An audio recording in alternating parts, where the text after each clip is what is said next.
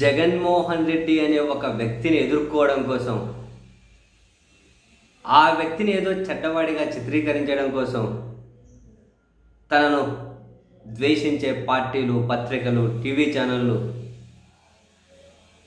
ఒకవైపు కడప రాయలసీమ ప్రజలని వాళ్ళని ఇన్సల్ట్ చేసుకుంటూ, మరోవైపు రైతుల కష్టాన్ని కూడా ఎగతాళి చేసుకుంటూ వస్తూ ఉంటే, ఒక ప్రాంత ప్రజలను ఎగతాళి చేశారు బాగుంది, కానీ చివరికి రైతులకు రాజకీయాలకు ఏం సంబంధం ఉంటుంది? ఆ రైతులను కూడా ఎగతాళి చేసుకుంటూ బలుపు మాటలు మాట్లాడుతూ ఉంటే, టీవీ స్టూడియోలో కూర్చొని బలుపు చేష్టలు చేస్తూ ఉంటే నిజంగానే రక్తం మరిగిపోతూ ఉంది. ఎంత బలుపు వీళ్ళకు! రైతులు కష్టాల్లో లేరా? మామిడికాయ రైతులు ఇబ్బందుల్లో లేరా? నష్టాల్లో లేరా? వాళ్ళు రోడ్ల మీద కాయలు పడేసుకోవడం లేదా? మామిడి రైతుల్ని ప్రభుత్వాలు కానీ కనీసం పట్టించుకున్నాయా? ఈ ప్రభుత్వాలు కాన్సర్ మినిస్టర్ కానీ ఇంకొకరు కానీ ఒక్కసారైనా సమీక్ష చేశారు ఆ టైంకి? మామిడికాయల సీజన్ ఎప్పుడు స్టార్ట్ అవుతుంది? ఈ ఫ్యాక్టరీలు ఎప్పుడు తెచ్చుకున్నారు? మండీలు ఎప్పుడు తెచ్చుకున్నారు? ఇది మొత్తం ఒక సిండికేట్గా నడుస్తుందని వీళ్ళకి తెలియదా? ఇది మొత్తం ఒక మాఫియా అని చెప్పి వీళ్ళకి తెలియదా? ఒక్కసారిగా మామిడి పళ్ళు మార్కెట్లోకి ఉన్న పలంగా అన్నీ వచ్చేటట్లు చేసి, ధరలు లేకుండా చేసి, కంపెనీలు కొనకుండా సగం పండ్లు చెడిపోయి, ఎంతకో కొంతకు చాలురా బాబు, మా సరుకు అక్కడికి పోతే చాలు, వచ్చిందే చాలు అని చెప్పి రైతులు అనుకునే పరిస్థితిని తీసుకొని వచ్చి, అటువంటి పరిస్థితిని ఫేస్ చేయలేని వాళ్ళు మామిడి పళ్ళు రోడ్ల మీద పడేయలేదా? రైతులను రౌడీలు అంటారా? రైతులను అరాచక శక్తులు అంటారా?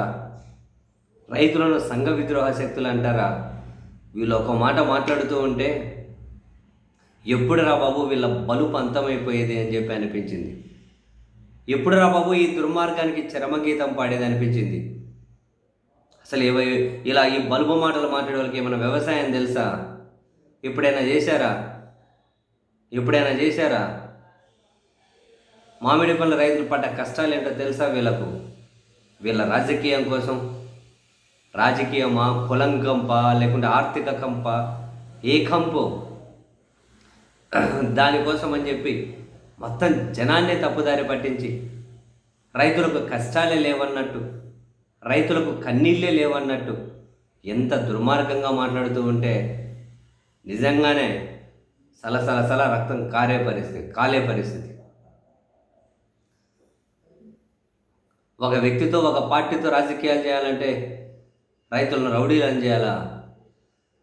రైతులు ఏమైనా కనుక ఆనందంతో భరతనాట్యం చేస్తున్నారా? మామిడి పళ్ళ రైతులు ఇబ్బందులు లేవా? నష్టాలు లేవా? ఎక్కడైనా ప్రభుత్వం పట్టించుకుందా? ఎంత దారుణంగా సిండికేట్ నడుస్తుందో తెలుసా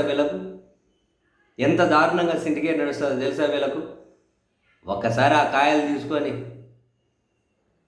మండీల దగ్గరకు, ఫ్యాక్టరీల దగ్గరకు పోతే రోజులు క్యూ లైన్లో నిలబడాలి వాళ్ళ వంతు వచ్చేంతవరకు. వంతు వచ్చేసరికి సగం చెడిపోతాయి.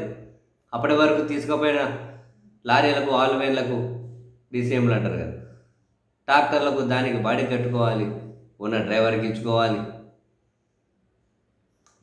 మామూలు ఇబ్బందులు ఏంటండి? ఫ్యాక్టరీ వాడు కొనకపోతే మండి దగ్గర వాడు చెప్పిన రేటుకి ఇవ్వాలి. అందరితో ఒకే సిండికేట్ లాగా నడిపిస్తారు. మొత్తం దళారులమయం. ప్రభుత్వాలు కనీసం చిత్తశుద్ధి ప్రదర్శించవు. పైగా ఒక విపక్ష నాయకుడిగా, ఒక మాజీ ముఖ్యమంత్రిగా ఆయన వెళ్ళి వాళ్ళని పరామర్శించేకని చెప్పి వెళ్తే ఆయనను ద్వేషించడం కోసం ఇంత దారుణమైనటువంటి మాటలు వీళ్ళు మాట్లాడుతూ ఉంటే, ఎలాంటి పరిస్థితుల్లో, ఎలాంటి జనం మధ్య, ఎలాంటి నాయకత్వం మధ్య, ఎలాంటి పాలకుల మధ్య, ఎలాంటి పత్రికల మధ్య, ఎలాంటి టీవీ ఛానళ్ళ మధ్య జనం ఉన్నారా బాబోయ్! అసలు ఎప్పుడు విముక్తి, ఎప్పుడు బలుపుకి అంతం అని చెప్పి అసలు నాకు నిన్నటి నుంచి చాలా బాధ అనిపిస్తుంది. రైతుల పక్షం, పేదల పక్షం వహించాల్సినటువంటి పత్రికలు, టీవీ ఛానల్ ఎవడున్నాడా? అందరూ నిజంగా అటువంటి వాళ్ళు ఉండింటే ఇంత నీచంగా ఎవరు మాట్లాడేవాళ్ళు కాదులేండి. 10 పైసలకు పనికిరానోడు, 5 పైసలకు పనికిరానోడు. నేను ఇంతకుముందే చెప్పినట్లు ఎందుకురా బాబు సమాజాన్ని, మీరు సమాజానికి మెయిల్ చేయాలంటే ఒంటి మీద ఉన్న కోట్లు ఇప్పుకొని గుళ్ళ ముందు కూర్చోండి రా బాబు. రోజుకో గుడి ముందు, రోజుకో మసీదు ముందు, రోజుకో చర్చి ముందు, రోజును బట్టి కూర్చోండి రా బాబు. సమాజానికి కాసింత మెయిల్ చేసిన వాళ్ళు అవుతారు.